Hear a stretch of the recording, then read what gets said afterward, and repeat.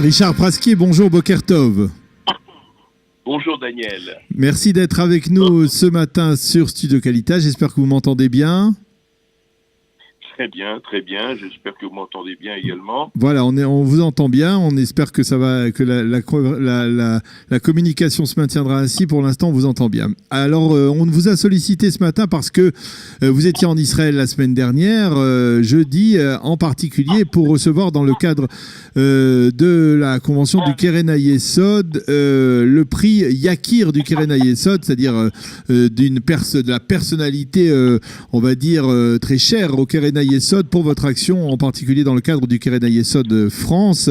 Je rappelle, vous êtes donc le président depuis plusieurs années du Keren HaYesod, vous avez été le président du CRIF, également le président du comité français du Yad Vashem, et cela, d'une certaine manière, vous place parfaitement pour essayer de revenir avec vous sur ce qui se passe dans l'État d'Israël aujourd'hui, sur ces célébrations de l'État d'Israël. Avant de revenir là-dessus, expliquez-nous un peu quelle est la nature de ce prix que vous avez reçu. C'est un prix qui est donné aux militants du Keren HaYesod. C'est une cérémonie très, très émouvante. Et je remercie vraiment le Keren HaYesod de ce choix.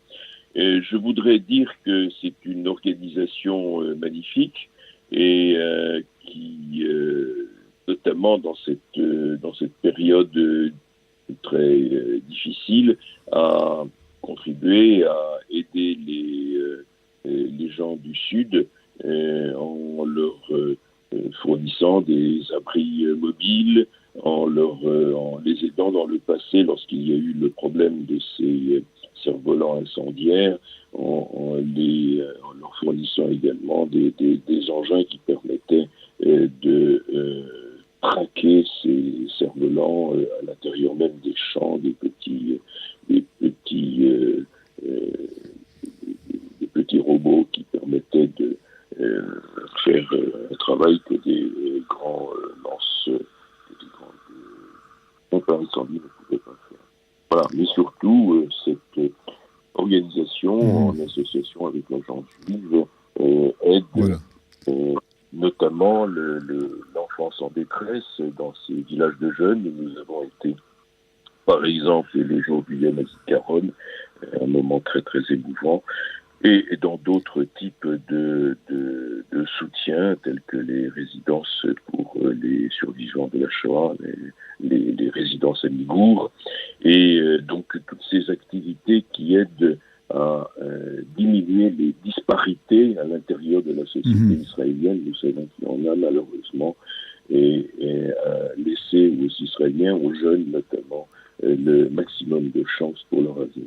Alors, nous allons revenir sur la société israélienne d'aujourd'hui. Encore un mot sur le Keren HaYesod de France. Est-ce qu'aujourd'hui, au vu des changements qui sont intervenus même dans la composition de la communauté juive de France, avec l'aliyah massive de plusieurs milliers d'olim ces dernières années, il est plus difficile pour le Keren HaYesod France de collecter en faveur de ces projets, ou bien finalement la mobilisation, la solidarité continue à s'exprimer de la même manière? Écoutez, on le sait très bien aujourd'hui, toutes les organisations pâtissent de problèmes de collecte, notamment tout récemment par la modification de ce qui était l'ISF et qui est devenu l'IFI. Et de ce point de vue, c'est vrai que ça a été une difficulté pour notre organisation comme pour toutes les autres organisations. Cela étant, nous sommes globalement satisfaits du développement, très satisfaits du développement qu'a pris le Keren HaYesod France, qui est devenu une association un peu incontournable en France, et dont on sait que son travail consiste essentiellement à soutenir la société israélienne, à soutenir également l'agence juive, dont nous sommes les partenaires privilégiés. Mais sur le plan psychologique, je dirais ce qui m'importe moi dans le Keren HaYesod, et qui fait que pour moi c'est une association très particulière, c'est ce rôle très, très spécial qu'elle joue de lien entre les Juifs d'Israël Israël, le centre, le noyau, bien entendu, du judaïsme aujourd'hui, et les juifs de la diaspora. C'est-à-dire que tous les juifs de la diaspora, de tous les pays, il y en a, je crois, 46, si je ne me trompe pas, dans lesquels il y a une organisation du Kerem et Yesod, se sentent reliés par une espèce de réseau. Ils savent que si jamais il y a des difficultés dans leur pays, cette organisation avec l'agence juive viendra à leur secours et que leur rôle aussi, c'est d'apporter leur aide personnelle à l'État d'Israël. C'est une espèce de, pour moi, je prends ça comme une espèce d'impôt que nous devons à Israël parce que si nous sommes fiers d'être juifs, si nous décidons de rester dans les pays où nous sommes, moi je me sens je suis français, une partie de mes enfants sont en Israël, l'autre partie de mes enfants sont en France, je suis français, mais pour montrer mon judaïsme avec fierté, j'ai besoin de montrer également que je soutiens l'État d'Israël parce que sans lui, je ne pourrais pas être un juif fier comme je le suis. Alors justement, cela nous conduit à parler avec vous un peu, de prendre un peu de recul par rapport à ces événements qui ont marqué la semaine dernière. On a une semaine qui a commencé par la tension dans le sud du pays, vous le mentionniez tout à l'heure, et qui s'est poursuivie par les commémorations du Yom HaZikaron, les festivités du Yom HaAtzmaut. Et pour revenir même en arrière, il y a eu les commémorations du Yom HaShoah, ce que l'on appelle en Israël souvent les 10 journées difficiles ou terribles de l'État d'Israël, qui sont des journées exaltantes. Quel regard vous portez, vous, Richard, sur la société israélienne, sur l'État d'Israël aujourd'hui? Est-ce que vous avez véritablement le sentiment que l'État d'Israël, qui entre dans sa 8e décennie, est un État qui n'a jamais été aussi fort, pas seulement sur le plan militaire, sur le plan économique, mais même aussi peut-être sur le plan des idées, sur le plan, on va dire peut-être même d'un certain esprit, d'une forme de spiritualité que l'on ne connaissait pas jusqu'à présent? Oui, je vais vous donner une image parce qu'elle m'a beaucoup frappé au cours de ce séjour. C'est une photo que j'ai vue au Beit HaPalmar, musée du Palmar. C'est la photo d'un homme qui, pendant la guerre d'indépendance, qui est présenté de profil. C'est un anonyme, d'ailleurs on ne sait pas qui c'est. Il tient un fusil, il a ce chapeau sur la tête, et puis il a un air d'une extraordinaire détermination. Et sur son avant-bras gauche, on voit le tatouage qui indique qu'il a été à Auschwitz. Et c'est pour moi quelque chose qui m'a beaucoup marqué dans ces jours. Effectivement, Yom HaShoah, je n'étais pas en Israël, Yom HaShoah, mais le Yom HaZikaron, qui est un jour extraordinaire, je pense, véritablement extraordinaire, dont j'ai suivi des manifestations dans divers endroits et qui m'ont énormément bouleversé. Et puis ensuite, bien sûr, le Yom HaAtzmaut que nous connaissons mieux dans nos pays, en France.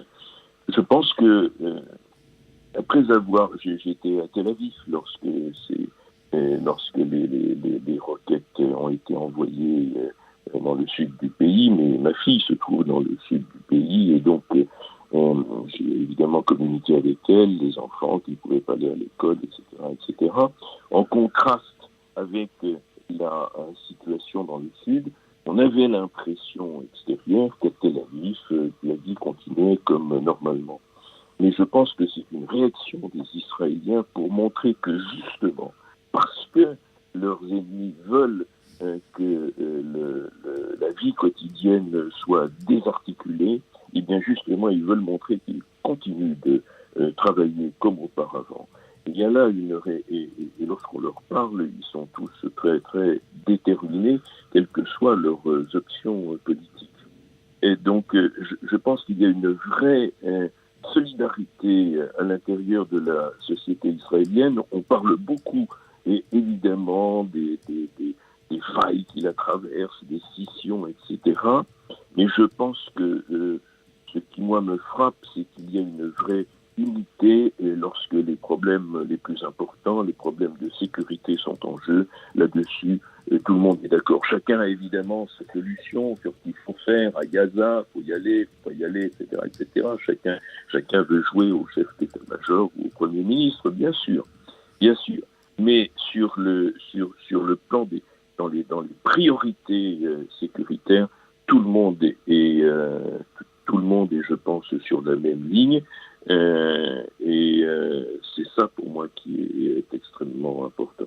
Est-ce que vous avez le sentiment qu'aujourd'hui, on regarde l'État d'Israël sous un prisme différent qu'il y a encore même quelques années et qu'il y a une forme d'admiration, qu'elle soit ouverte, dévoilée, claire et nette ou même plus diffuse de la part de certains pays, de certaines nations qui reconnaissent que quelque part l'État d'Israël, aujourd'hui, un monde sans État d'Israël n'aurait pas la même consistance, si l'on peut dire, même que ce soit sur le plan matériel ou sur le plan, on va dire, plus de l'esprit. Je reviens encore sur cette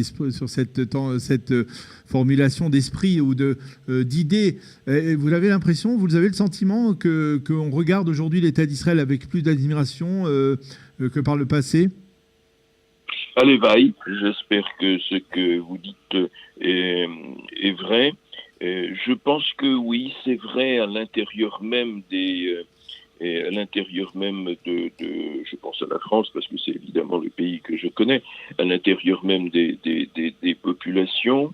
Cela étant, il faut également ne pas trop se faire d'illusions. J'ai aussi connu des gens qui m'ont dit, oui, vous comprenez. L'État d'Israël, il est devenu tellement fort maintenant, il est tellement puissant, il est tellement au-dessus de tous ses voisins, il pourrait quand même bien laisser les Palestiniens revenir, ne pas leur prendre le territoire, etc., etc. Justement parce qu'ils sont tellement forts, ils sont tellement au-dessus. Il y a une espèce de de compensation, parfois même d'une espèce de racisme anti-arabe, qui dit, de toute façon, ce sont pas des concurrents dignes ce sont des concurrents qui arrivent à la cheville d'Israël, donc il y a aucune raison d'avoir peur d'eux, et ainsi de suite. Ces gens oublient la situation sécuritaire, la situation démographique, ce qui se passe autour du pays, et puis finalement de leur bureau, ils disent ça tranquillement. Ce qui signifie que parfois, et je vais vous faire une espèce de paradoxe, lorsque l'on dit que Israël est très fort, qu'il est tellement en avance sur le plan technologique, informatique, etc., et scientifique, eh bien, parfois cela justifie également cette demande que Israël, en fin de compte, lâche un peu la situation sécuritaire qu'elle n'est pas si importante que ça. Il y a une espèce de paradoxe là-dessus. Et puis il y a évidemment, il ne faut pas oublier que toute cette tradition anti-israélienne qui se retrouve, qu'elle soit dans les chancelleries ou qu'elle soit dans les journaux, qui comme une espèce de réaction pavlovienne, chaque fois qu'il se passe quelque chose, on va le présenter de la façon la plus hostile à Israël. Et de ce point de vue, j'étais pas en France, mais de ce point de vue, certains articles, certaines déclarations qu'il y a eu en France m'ont laissé, je dirais pas pantois parce que je suis devenu habitué à cela, mais m'ont confirmé dans le fait qu'il y a vraiment un parti pris qui devient de plus en plus insupportable. Et vous pensez que peut-être même c'est propre à la France ou à l'Europe occidentale ce type de réaction plus on va dire plus réservée par rapport à Israël que par rapport à d'autres pays? On parle des pays émergents, de ces pays comme la Chine, comme le Japon, comme l'Inde qui apparaissent comme extrêmement admiratifs envers l'État d'Israël. Il y a dans les pays du vieux continent, en particulier les vieux pays du vieux continent, toujours des relents, on va dire presque, on va dire, de relents antisémites qui se traduisent par une forme de rejet ou de réserve concernant l'État d'Israël. Oui, écoutez, là-dessus, on n'aura évidemment pas le temps de faire une analyse détaillée de tout cela, bien sûr. Bien sûr. Par ailleurs, moi, je suis très réticent à utiliser le terme antisémitisme, parce que pour moi, le terme d'antisémitisme n'est pas forcément le terme pertinent et à la limite, c'est pas cela qui me paraît important. Puis j'ai pas envie de sonder les reins et les cœurs de savoir pourquoi tel ou tel dit les choses. Ce que je sais, qu'il y a des gens qui sont véritablement pas des antisémites, mais qui adoptent des positions. Alors, j'aime pas beaucoup non plus le terme antisioniste, mais ce que j'utilise, c'est le terme de israélophobique. Il y a une détestation d'Israël qui a de multiples causes, bien sûr, et qui vient de multiples origines, mais qui est une espèce de, comme je vous l'ai dit, de réaction véritablement pavlovienne. Alors, elle est... et là-dessus, il faut distinguer. L'Europe occidentale, bien sûr, la France n'est pas seule dans ce domaine. Hein. Je pense que la BBC en Angleterre, des pays scandinaves, etc. Je n'ai pas besoin de vous faire de vous faire de dessin. Et ce qui se passe en Grande-Bretagne avec l'arrivée possible ultérieurement au pouvoir d'un homme qui, lui, est, je pense, franchement antisémite. Alors là, vous voyez Corbyn, qui est un homme qui véritablement est Israël, alors que l'Angleterre, les Juifs anglais avaient toujours l'habitude de considérer qu'ils étaient vraiment dans un pays magnifique en matière d'antisémitisme. Quand j'étais président du CRIF, j'en parlais souvent avec eux et ils le regardaient de façon attristée ce qui se passait en France pour dire que chez eux ça pourrait pas se passer. Je pense que chez eux ça peut se passer, ça se passe actuellement et sous une forme peut-être encore plus inquiétante.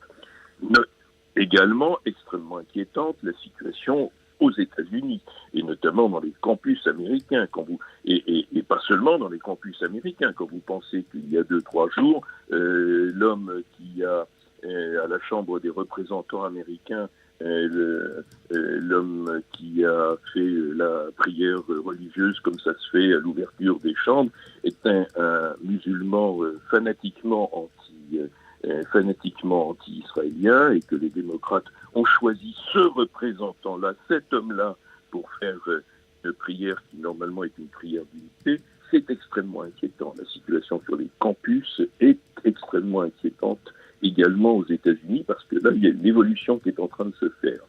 Quant aux autres pays, ceux qui admirent Israël, ceux dans lesquels il n'y a pas